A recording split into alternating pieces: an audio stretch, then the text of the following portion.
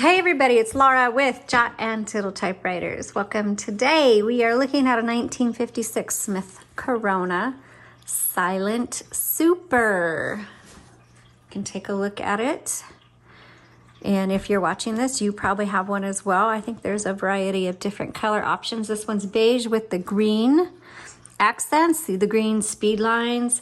You also have the green keys and the back plate and the handles on this particular one.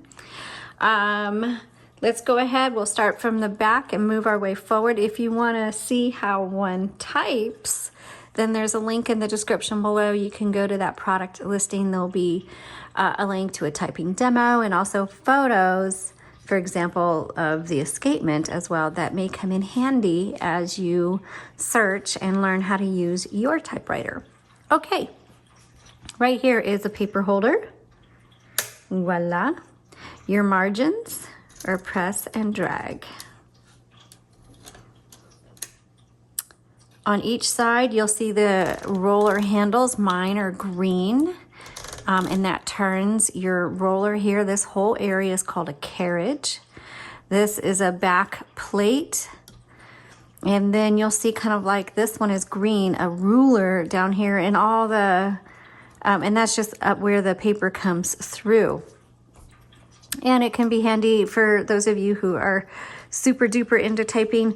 Well, that all these rulers just help you know where to line things up, like if you're centering on your page or something like that.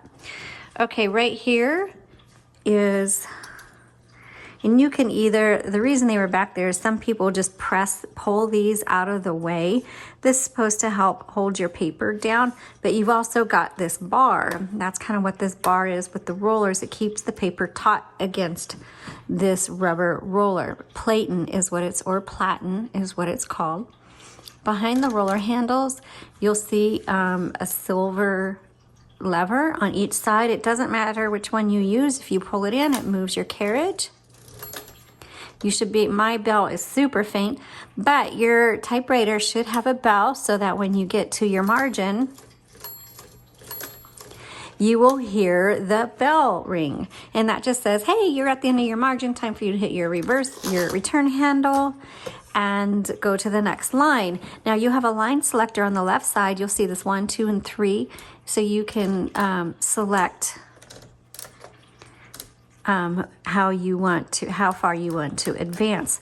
On the right side is a paper release, and that just releases the tension on the paper in case you need to straighten it out or remove it. Also, on the left side, on the roller handle, I'm going to turn this up just a little bit, you will see this silver knob.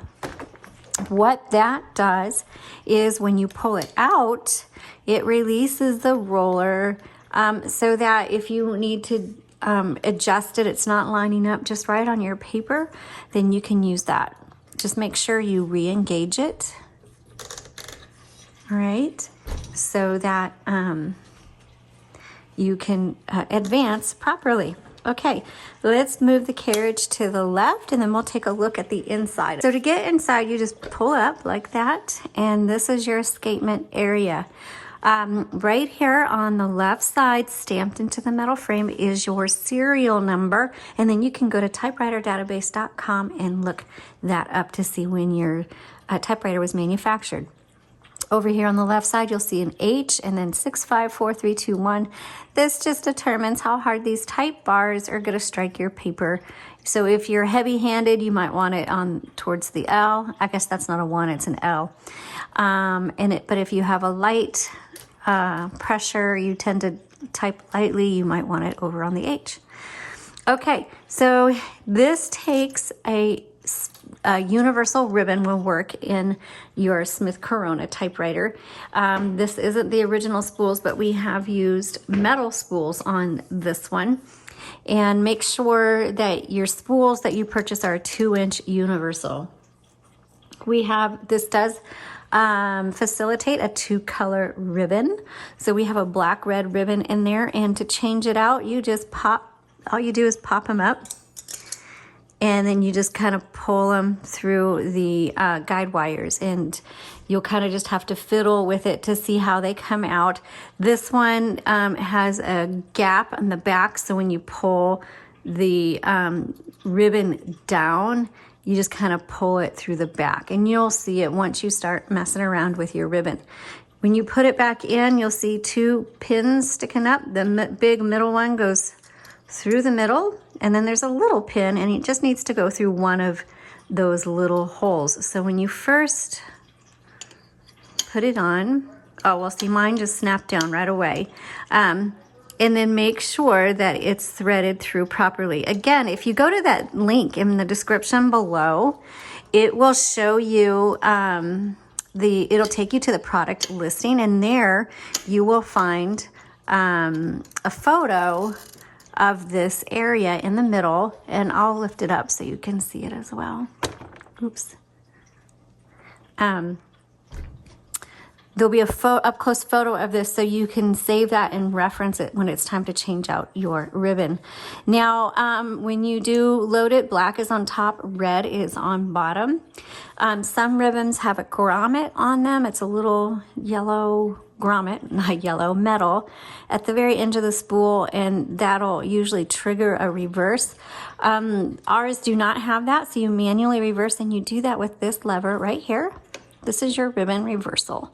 And so you go back and forth many times before you need to replace your ribbon, because your ribbon has a lot of ink in it. So even though you get to the end of the spool, it's not the end of the ink. You'll go back and forth 20, 30, 40 times before you need to replace that ribbon. It'll last you a long time. Okay, so let's go ahead and close it and make sure it snaps shut. Here is your color selector. So black is on top, red is on bottom. In the middle is white. That's a stencil setting. You're not going to use it, but it's not going to type properly if it happens to be on the stencil setting. So make sure that it is firmly on the black or the red. Again, your ribbon reversal. This is your backspace. Backspace does not erase, but it does just, if you make a mistake, you backspace and type over it. It's not a big deal. Tab. Okay, let's go ahead and talk about our tabs. So your tab sets are over here on the left side. So the bottom one says set and the top one says clear. And so you just clear, and that should have cleared that. It did. And then that way you can go back over and say, okay, I want to come in this far. Let's set it. And there you go. So that is how you do set and clear. Now, MR means margin release. So as I mentioned before, when you get to the end of your margin, that bell's going to go off. Mine's very, very faint. And then the typewriter is going to just stop on you. And so it doesn't care if you're in the middle of a word or a thought. It's going to stop and make you hit this return handle. But this margin release, if you hit that, you'll see it kind of jerked a little bit. Now you can keep going and finish your word before you hit your return handle. Okay, I hope that helped you. If you have any questions, let me know, and have a great day. Happy typing.